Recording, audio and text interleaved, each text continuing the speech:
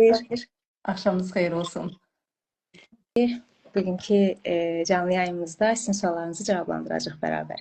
İşte ilk sualımız bu cürdür ki, uşağımın davranışında ani dəyişikliklər olur bəzən. Bu normaldır yoxsa bunu problem kimi görməliyəm? Bunu necə cavablandıra bilərik?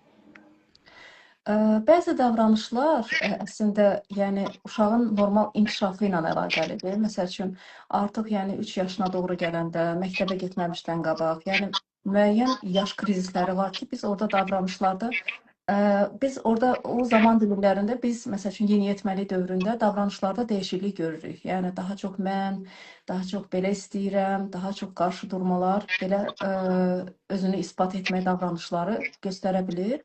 Var yaşla əlaqəli, krizis dönəmlərlə əlaqəli davranışlar dəyişikliyi, var hadisələrlə bağlı davranış dəyişiklikləri. Məsəl üçün bu bullying ola bilər məktəbdə, özünə qapanma şəklində və ya aqressiya şəklində özünü göstərə bilər.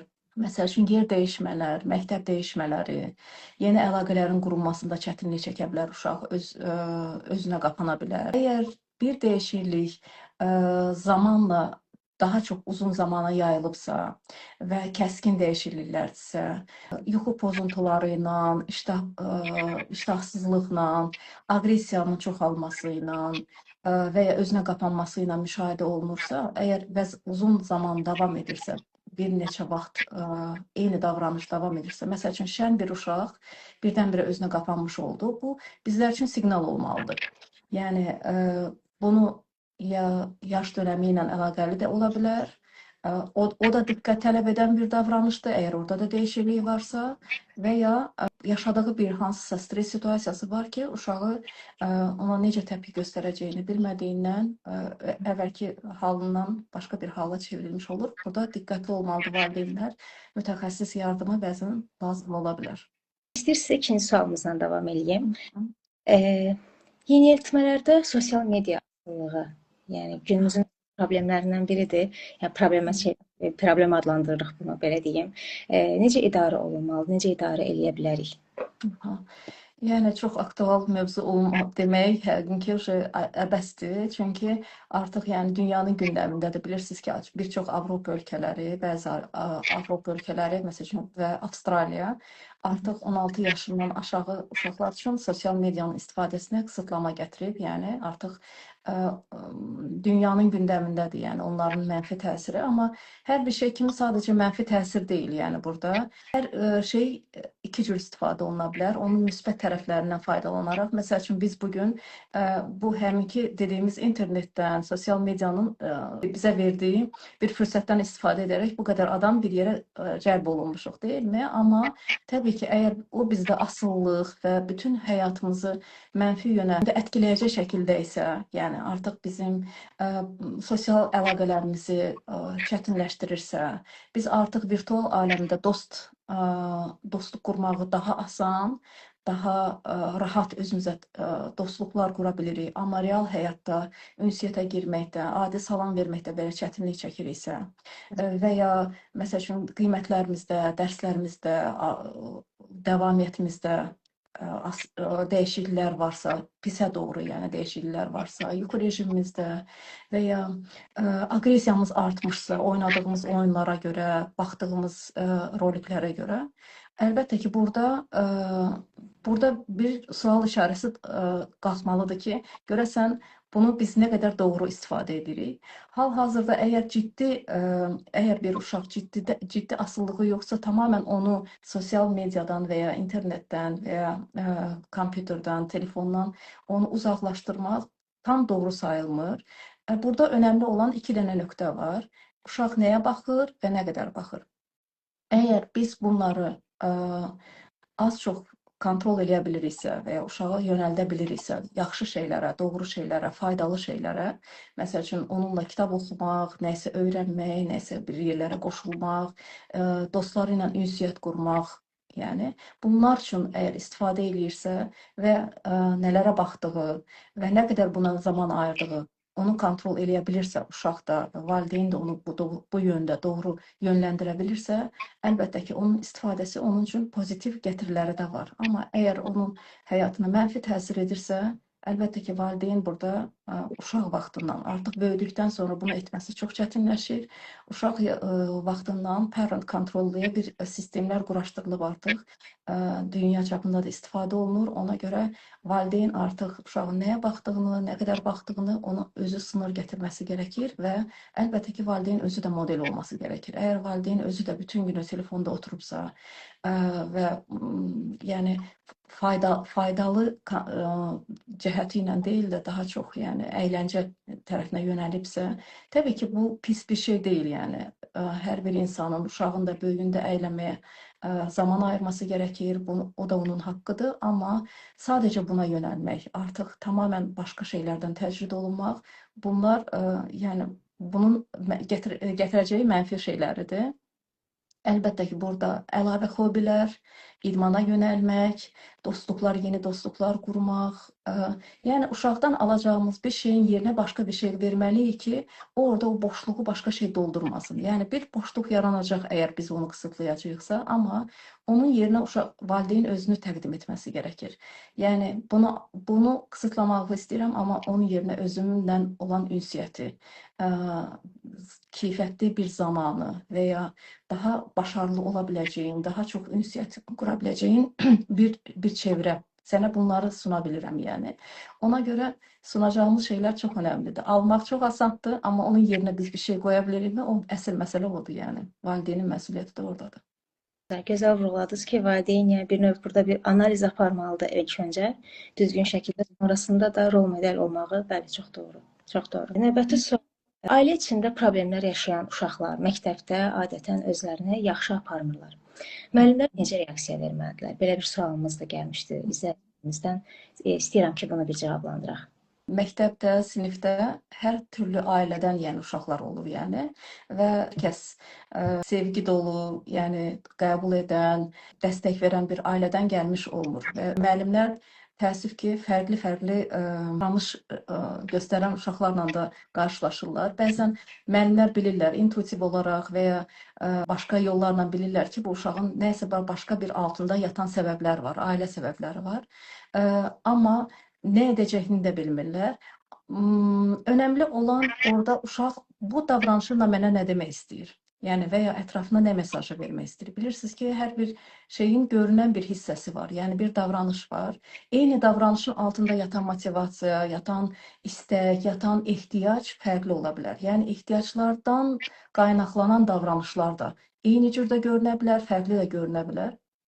Bəzən uşaqlar, yəni məni görün, mənə sayğı göstərin, mən böyüyəm, artıq mən hörmət qoymalısınız, məni dinləməlisiniz və baş qaldırma yoluna gedir, yəni. Çünki böyüklərə qarşı belə bir tutumu var, yəni. Siz mənim qarşımdasınız və çox vaxt, yəni müəllimlər, təbii ki, burada onların üzərinə məsuliyyət çox düşür, çox böyük bir sinifi idarə etmək zorunluluğunda və çətin davranan uşaqları da onların arasında tolerə etmək, həm dərsini keçmək zorunda qalırlar.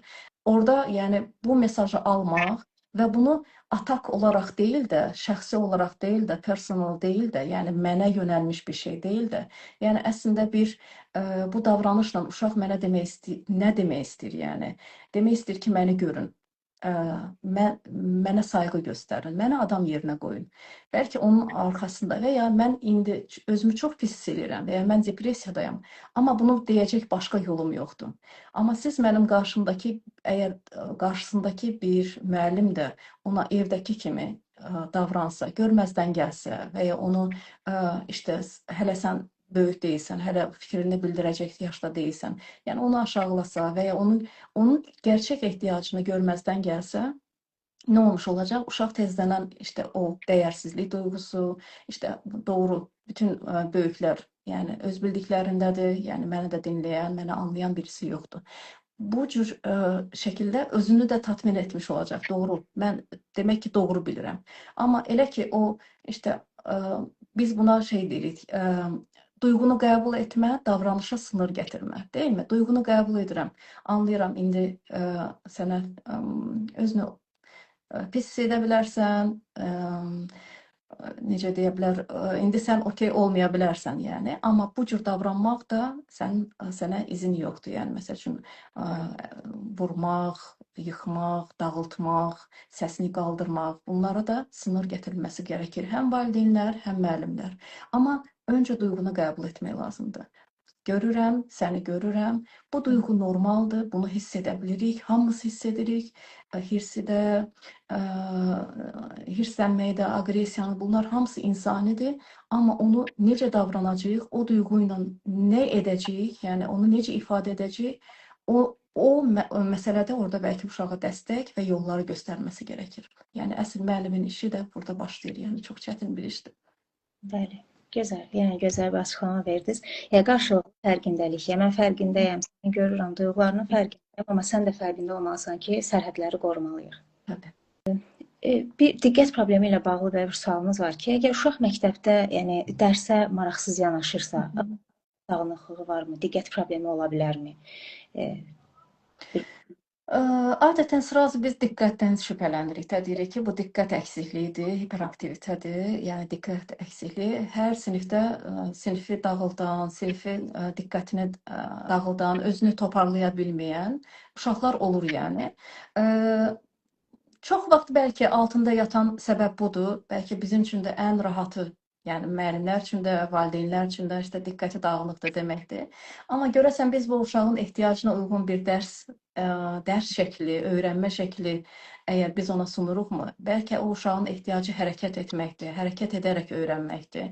Bəlkə o vizual şəkildə öyrənmədən tatmin olmayan bir uşaqdır, amma biz onu sanki hər kəs belə öyrənmə şəkli onlar üçün normalmış kimi onu o qəlbin içinə salırıq və o uşaqdan eyni şəkildə davranmasını istəyirik. Əslində biz yəni hər kəsi eşitləyirik yəni. Bunun altında bu səbəb yata bilər, amma özümüzə də sual verməliyik. Yəni sıxıntısı sadəcə bu uşağın diqqət toplaya bilməməsi ilə mi əlaqəlidir, yoxsa bəlkə altında mənim edə biləcəyim, məndən qaynaqlanan hansısa səbəblər yatır. Bəlkə bu uşağın zaman-zaman durub dəyişiklik edib yerini dəyişdirməsinə, lövhəni silməsinə və ya məsəl üçün daha aydın tapşırıqlara, tez-tez tapşırıqlarının yoxlanılmasına, feedback almasına, bəlkə bunu bu şəkildə davranmasına ehtiyac var. Yəni bu deyib də keçə bilmərik, amma çox vaxt altında yatan səbəb də bu olur. Bəli. Təşəkkür edirik. Bir də buyurun. Bəzi uşaqlarda məktəb qorxusu var, ağlayırlar, məktəbə getmək istəmirlər. Belə uşağa nə etmək lazımdır? Yəni əgər burada əlbəttə ki ayırmaq lazımdır. Yəni məktəbə ilk başlayan uşaqdırmı bu qorxunu yaşayan, məsəl üçün 6 yaşındakı uşaq ilk dəfə məktəbə qədəm basacaq. İndi artıq sistemi elə dəyişdiriblər ki, uşaqlar məktəbə getməmişdən qabaq artıq tanış olmuş olurlar. Yəni bunu preschool, məktəbə qədər hazırlıq, adətən müəllimlərini belə tanıyırlar. Yəni öncədən artıq o sinifi, oturacaqları yerləri belə tanıyırlar, yəni bilirlər. Bu onları məktəbə adaptasiya olma prosesini əslində asanlaşdırır. Amma bəzən əgər uşaqlar o dönəmi də çətin keçiriblərsə, o dönəmdə də və ya dəyişiklik yaşayıblarsa, məsəl üçün bir il boyunca məktəbə hazırlıqda fərqli bir müəllimlə dərs keçiblər, ona güclə öyrəşiblər, amma indi artıq daha başqa məktəbəmi, başqa sinifəmi, başqa müəllimləmi davam etmək bəlkə onlar üçün daha yenidən adaptasiya olmaq məsələsidir və bu onlar üçün çətin ola bilər. Hər kəsdən eyni əsnəkliyi gözləməmək lazımdır. Yəni bir də uşaqlar bilmədikləri şeydən qorxur. Sadəcə uşaqlar deyil, biz böyüklər də elə deyilmiyik? Yəni biz də bilmədiyimiz, bizi nə gözləyirsə tam bizim üçün ayan bayan olmayan bir şeylərdən biz nə edirik? Biz də çəkinirik, biz də qorxuruq, biz də yəni bir narahatçılıq yaşayırıq yəni. Ona görə demək ki, burada uşaq üçün nə qədər biz aydınlaşdırsaq bu situasiyanı, bu məktəb situasiyasını, bəlkə əlindən tutub məktəbə gedəcəyik, sinifləri gəzdirəcəyik, müəlliməsi ilə tanış edəcəyik ki, o uşaq yəni məni nə gözləyir? Yəni mən dərs nə qədər olacaq? Mən çölə çıxmaq istəyəndə nə edəcəm? Birdən anam üçün darıxsam mən nə edəcəm? Kimə deyəcəm? Mənə yardım lazım olsa, yəni biz uşağa nə qədər o situasiyanı aydın və gözlənilir etsək, narahat uşaqlar üçün bu adətən belədir. Yəni anadan ayrılmaqdan çətinlik çəkən, yəni daha çox təşvişli, həyəcanlı, yəni necə deyirlər, kiçik şeylər gözündə böyüdən uşaqlar deyirik yəni. Onlar həssas uşaqlar yəni. Onlar üçün bu situasiya nə qədər aydın olsa, nə qədər onlar üçün gözlənilən olsa ki, bunları bilirəm. Aha, bunlar olanda bunu edəcəm, bu olanda bunu edəcəm. Bu şəkildə əgər o uşaqlar üçün onu aydınlaşdıra biliriksə, xeyli asanlaşdırmış olacaq. Amma digər bir məsələ də var ki, məktəbə gedən, normal gedən uşaq birdən-birə məktəbə getmək istəmir. Belə situasiyalar da olur, yəni. Evet. Məktəbə getməkdə atkaz eləyir. Yəni orada məktəbə getmək istəmir, ağlayır. Burada valideynlər doğrudan da çox diqqətli olmalıdır. Bu istəksizlik hardan qaynaqlanır? Bəzən bunun altında yatan səbəb bullying olur. Yəni məktəb ya müəllimlə uşağın nəsə arasındakı münasibət yaxşı formalaşmır, yəni müəllimin səsini yüksəltməsi uşaqda qorxu hissi yaradır, ya uşaq mükəmməliyyətçidir, amma o qədər özünü yaxşı göstərə bilmədiyindən, göstərə bilməməsindən qorxur, o onu geri çəkir. Bəzən uşaqların arasında, yəni tənhalıq, dostluq alınmamaq və ya ciddi fiziki, psixoloji bullyinqə, yəni zorbalığa məruz qalmaq o uşaqda birdən-birə gözlənilməz, yəni ağlamaqla, istəksizliklə ortaya çıxa bilər. Valideynlər diqqətli olmalıdırlar. Yəni uşaq əgər paltarcılıq gəlirsə, sürtünmüş gəlirsə, əşyalarını itirirsə, nastroyeniyası gələndə aşağıdırsa, yəni davamlı bir şey soruşanda da yəni cavab vermək istəmirsə, məktəb haqqında çox belə canfəşanlıqla, uşaqlarla münasibətlərdən danışmırsa, bu bizim üçün artıq bir şey olması gərəkir ki, bu uşağın nəsə bir problem yaşayır ki, bu uşaq burada istəksizlik göstərir. Əlbəttə burada yəni bu məsələnin dərininə getmək lazımdır. Lazım gələrsə ki, bu lazımdır. Məktəbi də bu işə cəlb etmək lazımdır. Müəllimləri başında məktəbin duran İdarəçiləri əlbəttə ki, bu işin. Çünki bu iş çox ciddi işdir, yəni. Uşağı o halı ilə buraxmaq olmaz. Və ya burada nə var ki, ağlanacaq, biz də oxumuşuq, yəni. Və ya sırağa günəcən gedirdin, heç bir şey yox idi, yəni. O şəkildə uşağın hisslərini küçümsəyərək davam edə bilmərik, yəni. Bəli, yenə əslində burada valideynlərin üzərinə bir məsuliyyət düşür ki, uşağımızı yenə düzgün analiz eləmək, həmişə yanında olmaq, qayğısında olmaq. Çünki onlar yəni uşağı ən çox gözləmləyən, deyilmi? 24-7 nə qədər bacarırıqsa, yəni onlar biz onları gözləmləyirik uşaqları. Ona görə yəni əlbəttə ki, ən birinci qayğı, ən birinci sevgi, ən diqqəti verməsi gərəkən bizlərik. Yəni valideynlər olaraq, valideynlər haqqında danışıram. Ona görə məsuliyyət də əlbəttə ki, kimə çox verilibsə, ondan da çox istənilir, yəni. Bəli.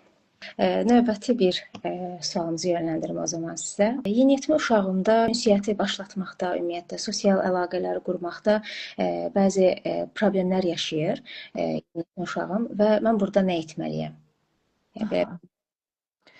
Yəni bəlkə bayaqki dediyimi təkrarlamış olacağam, amma məsəl üçün bir davranış, o davranışın altında yatan səbəbləri enməmiz gərəkir. Yəni bu uşaq nəyə görə bunu ətrafındakılar tərəfindən kritikaya məruz qalmaqdanmı qorxur? Və ya öncə onun yəni özü ilə əlaqəli bir əndişəsi mi var? Məsəl üçün bədəni ilə ola bilər, görüntüsü ilə, dış görünüşü ilə və ya özünü dəyərləndirməsi aşağıdır, öz qiymətləndirməsi aşağıdır və ya əvvəl sosial münasibətlər qurduğunda, yəni ciddi bir aldanmalar yaşanmış, ya nəysə. Yəni bu şeyin səbəbinə endiyimizdə, yəni orada bir yaranın üstünü biz örtə bilərik, yəni, amma o yaranın sağalması üçün əlbəttə ki, onun örtünün açılıb dərinə enməmiz gərəkir, yəni o misalı versək.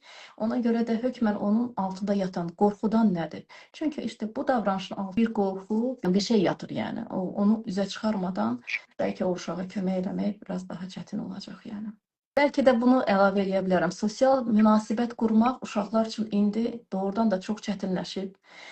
Çünki artıq böyük evlərdə yaşamır uşaqlar, çox bacı qardaşları yoxdur, gəl-gedlər azalıb, uşaqlar məktəbdən sonra həyətə düşmürlər, vaxtları yoxdur, yəni. Onlar daha çox telefondadırlar. Telefonla qurulan sosial münasibətlər əsl sosial münasibətlərin yerini verə bilmir, yəni. Düzdür, o bəzilərinin üçün daha rahat, daha asan qurulan kimi gəlir, amma gerçək həyata tətbiqdə, hər şey gerçək həyata tətbiqi ilə test olunur, yəni. Orada uşaqlar yəni onların xüsusiyyətlərindən qaynaqlı deyil də, bizim onlara verdiyimiz yaşam tərzindən dolayı, yəni o uşaqlar yəni sosial münasibət qura bilmirlər. Bir məsələnin bir o yönü də var, yəni. Bacı-qardaş münasibəti ilə bağlı bir sualımız var, istəyirəm onu Qardaş-bacı münaqişələri uşağın psixologiyasına necə təsir göstərir və valideynlər necə reaksiya verməlidir, necə tutum sərgiləməlidir? Adətən biz, yəni uşaqlar bacı qardaş arasında davadalaş varsa, biz ona mənfi baxırıq. Yəni biz istəyirik ki, sakitçilik olsun evdə, hər şey paylaşılsın, heç bir münaqişə çıxmasın, hərəsi öz küncündə otursun, öz işi ilə məşğul olsun. Yəni ideal, yəni istədiyimiz uşaq tipi, yəni evdəki münasibət bu olsun istəyirik, yəni. Amma çox təəssüf ki, bu belə olmur. Bəlkə böyük ilərləyən yaşlarda uşaqlarda daha çox mehribançılıq, bacı-qardaşda mehribançılıq görsənir. Çünki artıq hər kəs bölüşüləcək çox şey yoxdur. Hər kəsin öz həyatı var, yəni. Orada bölüşüləcək çox şey olmadığı üçün. Münaqişə nə zaman yaşanır?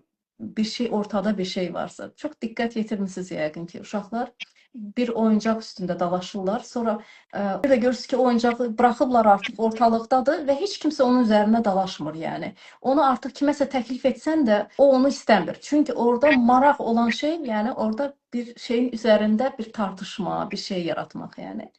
Amma gerçək həyat belə deyil. Əslində bacı-qardaş münasibətlərində, dalaşmaqlarda olsun, əgər o fiziki şiddətə gedib çıxmırsa, yəni əl qaldırmalar, artıq yəni vurmalar bu şəkildə deyilsə, psixoloqlar tövsiyə edirlər ki, yəni valideynlər çox qarışmasınlar. Çünki cəmiyyətin kiçik bir parçası ailədir. Yəni uşaqlar ailədə bacı-qardaşla, ata-ana ilə münasibətlər quraraqdan həyatı, cəmiyyətdə davranma qaydalarını öyrənirlər. Ona görə bacı-qardaşla münasibət əslində yəni davadalaş olsun, yaxşı münasibət olsun, həyatı öyrənmək üçün bir şeydir, eksperimentlərdir, sanki kiçik bir problardır. Yəni uşaqlar o şəkildə şey öyrənirlər. Və ailədə uşaq çox olanda və çox davadalaş uşaq vaxtı olanda biz böyüyəndə görürük ki, əslində çox daha mehriban, çünki uşaqlar görürük, yəni. Bu da onun bir hər halda paradoksudur, yəqin ki, çox uşaq vaxtı dalaşan böyüyəndə daha mehriban olurlar. Bəli, bəli. Bir daha təşəkkürlər. Yenə bizə yönləndirilmiş sualı oxuyacağam. Buyurun. Müqayisə kimi bir mövzudur.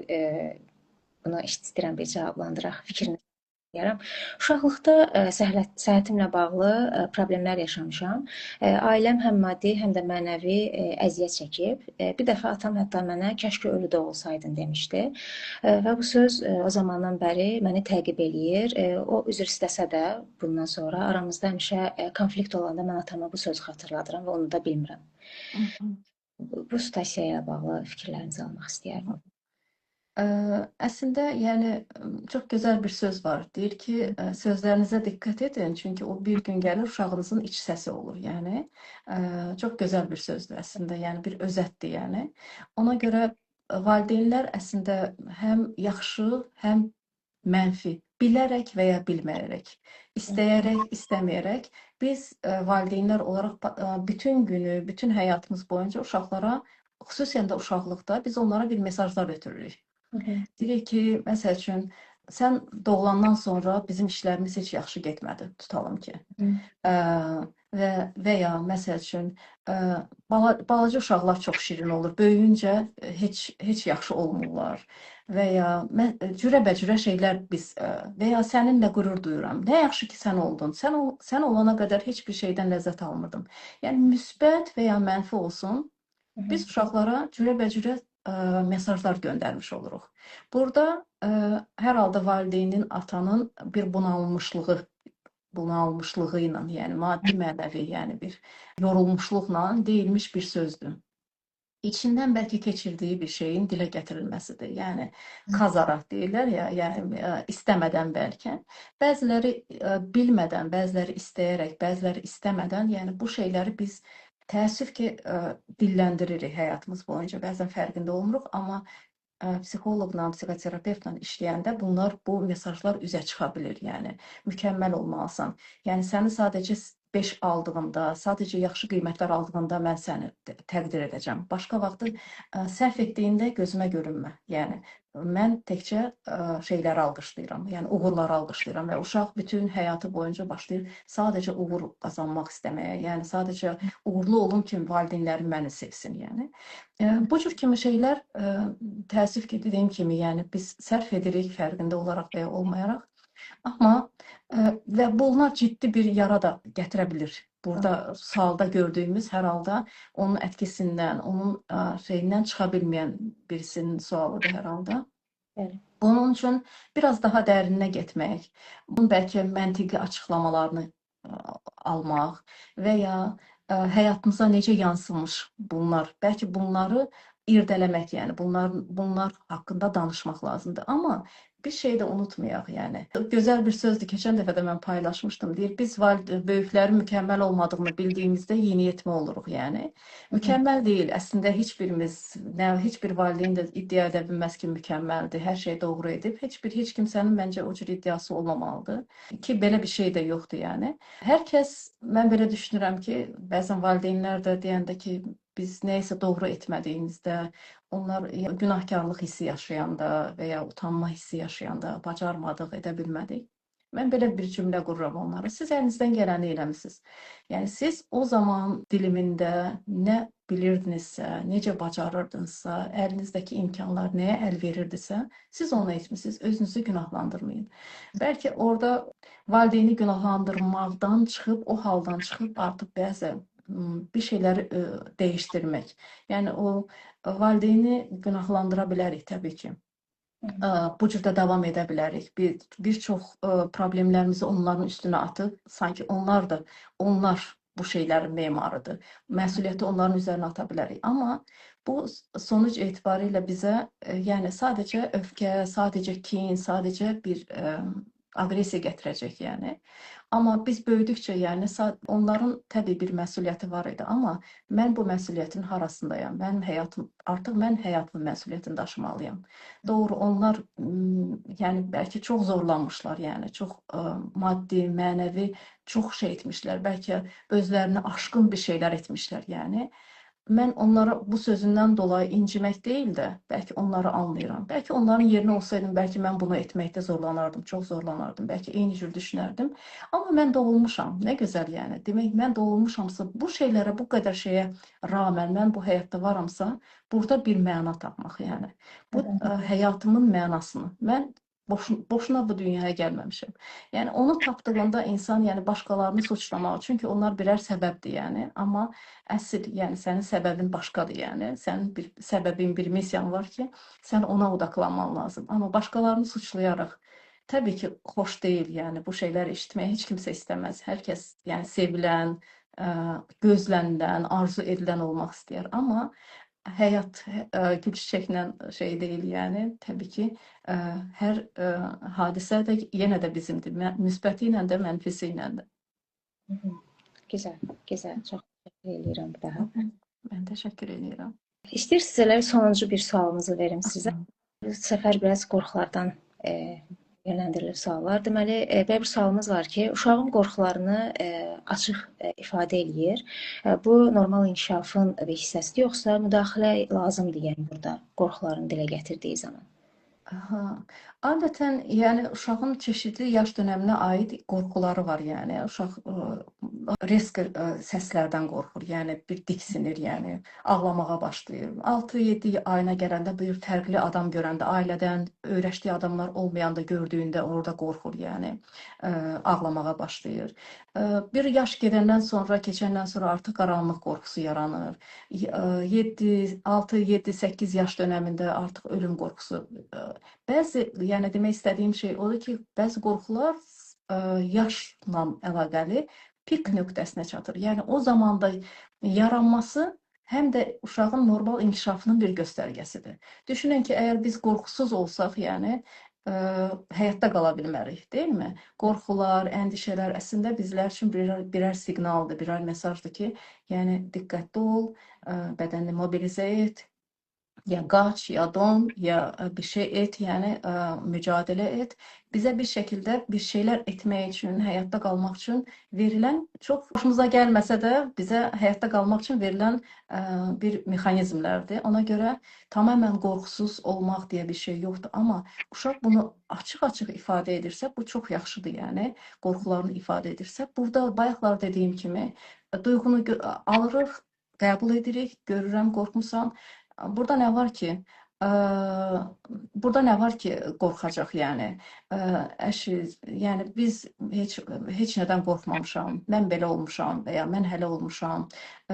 Yekə oğlan olmusan və ya yekə qızsan, hələ də belə şeylərdən qorxursan. Yəni küçümsəmək deyil də, duyğunu qəbul etmək. Görürəm qorxulu. Doğrudan da yəni bəzən belə gəlir, yəni adama elə gəlir ki, nəsə oradan çıxacaq, nəsə bir şey edəcək və ya məktəbə getmə qorxusu olsun, başqa şeylər, ölüm qorxusu olsun və ya uşaqlar tez-tez dilə gətirirlər valideynlərin ölməsindən qorxurlar, yəni onlara bir şey olacağından qorxurlar. Bunun normal həyatın bir parçası olaraq qəbul etmək, duyğunu qəbul edirik. Doğru, biz bir zaman keçəndən sonra əlbəttə ki, yəni bütün varlıqlar kimi biz də şey olacağıq. Amma o zamana qədər nə qədər vaxtımız var, yəni. Biz elə çoxlu top oynayacağıq, sən elə məktəbə gedəcəksən, sən elə nə bilim oxuyacaqsan. Yəni o uşağa, yəni o zaman bunun çox uzaq olduğunu, amma yalan danışaraq deyil də. Yəni doğru, bunu qəbul edirəm. Bu qorxu normaldır. Amma gəl biz bununla nə edək? Yəni əgər uşaq bunu açıq ifadə edirsə, bunu nə qədər açıq ifadə edə bilirsə, çünki qorxular bilirsiniz, analizdən qorxur, qorxular danışılmaqdan qorxur. Ona görə bizdə də var belə bir adət var, suya danışmaq, qorxulu yuxunu, yəni kiməsə anlatmaq, ya nəysə, şəklini çəkmək, onunla nəsə etmək. Yəni bunlar hamısı o qorxunun azalmasına gətirib çıxarmaq üçündür. Amma yox, əgər yəni qorxu uzun müddət davam edirsə, valideyn artıq yəni bütün edə biləcək hər şeylərə əl atmışsa, amma uşağın həyatına da artıq mənfi təsir edirsə, burada əlbəttə ki, mütəxəssis yardım almaq lazımdır. Bəli, dəstək. Bəli. Yəni bacardığı qədər, əlinə gəldiyi qədər valideyn olmalıdır, amma irəlilədiyi təqdirdə artıq dəstək almaq önəmlidir. Bəli, bəli. Aynur xanım, canlı yayımda elə izləyicilərimizdən də bir iki dənə sual yönləndirildi. İstəyirsiniz bir yönləndirim sizə. Qum terapiyası hansı diaqnozlar üçün daha effektivdir? Qum terapiyası bir çox şey üçün effektivdir, amma ilk öncə uşağın dönəmdən keçir. Yəni onun inkişaf mərhələsi hardadır? Yəni o nə qədər o indi hansı konfliktləri yaşayır? Onun üçün davranışının arxasında yatan konfliktlər hansılardır? Yəni bunlar üçün qum terapiyası çox gözəl bir alandır. Yəni bu çox gözəl bir bizə tablonu önümüzə qoyur, yəni. Oyuncaqları seçmə şəkli, onları düzməsi, orada onlara hərəkət verməsi, onları yatayımı, dikəyimi, bastırması, çıxarması, yəni qorxuları, münasibətləri, ailə içərisindəki münasibətlər, sosial münasibətləri. Bunların demək olar ki, yəni elə bir şey, sahə yoxdur ki, yəni qum terapiyası orada yaxşı oxuya bilən üçün, yəni onu oxuya bilən üçün orada informasiya daşımasın. Çünki insanın buraxdığı hər bir iz, etdiyi hər bir şey onun haqqında danışır, yəni. Sadəcə oxumaq, görmək, gözümüzü açmaq lazımdır ki, onu oxuya bilək. Yoxsa qum terapiyası, yəni bir çox dəyərdə dəvadır, yəni. Güzel, teşekkürler. Xəcər xanıma təşəkkür. Mən təşəkkür edirəm Xəcər xanıma zaman ayırıb qatıldığı üçün. Növbəti bir sualımız var Sevinç xanım tərəfindən. İki fərqli sosial mühitlərdə olsun deyə məktəbə başlayana qədər uşağı fərqli erkən inkişaf qruplarına, fərqli sektorda daxil olmaqla aparırıq, yönləndiririk. Bu uşağa necə təsir göstərir? Məktəbdən öncə sosial mühitlər, belə deyim. Yəni biz belə düşünürük, yəni biz psixoloqlar deyim, yəni hər kəs sözümü qüvvət vermək üçün belə deyirəm hər halda. Biz belə düşünürük ki, uşaqlar bir dili tam mənimsəmədən, yəni fərqli sektorlarda deyildi, ona görə inkişaf qruplarına getməsində heç bir problem yoxdur. Yəni inkişaf qruplarına davam etməsində bu onun sadəcə xeyrinə olacaq, amma fərqli sektorlarda olması bu uşaq üçün dil karmaşasına gətirib çıxaracaq. Yəni dilində anlayış sistemi gec formalaşacaq, uşaq nitq ləngiməsi ola bilər, daha gec düşünməyə başlaya bilər. Çünki məsəl üçün bir şeyin bir dildə olması onun üçün daha aydındır, daha nəticə verir, yəni o düşünərkən də onlarla düşünür, bilirsiniz, yəni. Amma fərqli dillər olanda əgər uşaq da tam bir dili bənimsəmədən digər dilə keçibsə, yəni bu çox tövsiyə olunmur, yəni. Ona görə bu o demək deyil. Əlbəttə ki, bir sektora qoyub evdə də fərqli dildə danışıla bilər, amma uşaq qarmaşanın olacağı göz önündə, bəzən də nitq geriliyinə gətirib çıxarılacağı ola bilər, yəni. Və ya uşaq məsəl üçün bəzən belə hadisələr olur, yəni uşaqda qavramaqda çətinlik çəkir. Çünki hər tərəfdə tutalım ki, Azərbaycan dilində danışılır, evdə dostları ilə, hər kəslə, məsəl üçün məktəbdə gedir, ingilis dili sektoruna gedir və ya rus sektoruna gedir, artıq orada anlamaqda çətinlik çəkir. Çox dəstəkləyici mühit lazımdır, həm evdə, həm də məktəbdə və ya inkişaf mərkəzində ki, o uşağı çalışıb, yəni bir dildə formalaşsın. Danışıq dili ola bilər Azərbaycan dilində olsun, amma akademik altyapısı ola bilər ki, bir başqa dildə olsun. O şəkildə. Amma diqqət etmək lazımdır ki, bu uşaq üçün doğrudan da ayrıca ekstradan bir naqruzkadır, yəni. Bəli. Bəli. Bunun belə nəticələrini də gördüyümüz üçün biz özümüzdə fərqli dillər nəticəsində uşaqlar necə əziyyət çəkdiyini ona görə yenə bu sualı da cavablandırır üçün təşəkkür edirəm. Ümid edirəm Sevinç xanım üçün də aydın bir cavab olmuşdur. Ümid edirik. Bir daha təşəkkür edirik Sevinç xanım. Belə. Təşəkkürlər hər kəsə. Sual yazanlardan, yəni qatılanlardan mən çox təşəkkür edirəm hər kəsə. Ümid edirəm ki, suallarını, cavablarını tapdılar, az da olsa. Bilirəm, bir çox şeyi siz özünüz də bilirsiniz, yəni oxumusunuz. İndi bilgi almaq çox asandır, yəni hər yerdə bilgi var, yəni. Amma yenə də fərqli bəlkə bir baxış bucağı, yəni və ya canlı bir bilgi məncə də faydalıdır. Təbii ki, sizin kimi mütəxəssislərdən yenə də eşitmək, fikirləri daha da dəqiqləşdirmək üçün, fərqindəliyi daha da artırmaq üçün daha önəmlidir, çox önəmlidir əslində. Təşəkkür edirik sizə də qatıldığınız. Mən təşəkkür edirəm. Suallarımızı cavablandırdığınız üçün. Ümid edirik hər kəs üçün də faydalı olar. Mən təşəkkür edirəm hər kəsə. Yenidən başqa canlı yayınlarda bəlkə mövzular üzərinə, bəlkə suallar üzərinə, sual-cavab üzərinə görüşmək ümidi ilə. Bugünlük bu qədər. İnşallah. Sağ olun.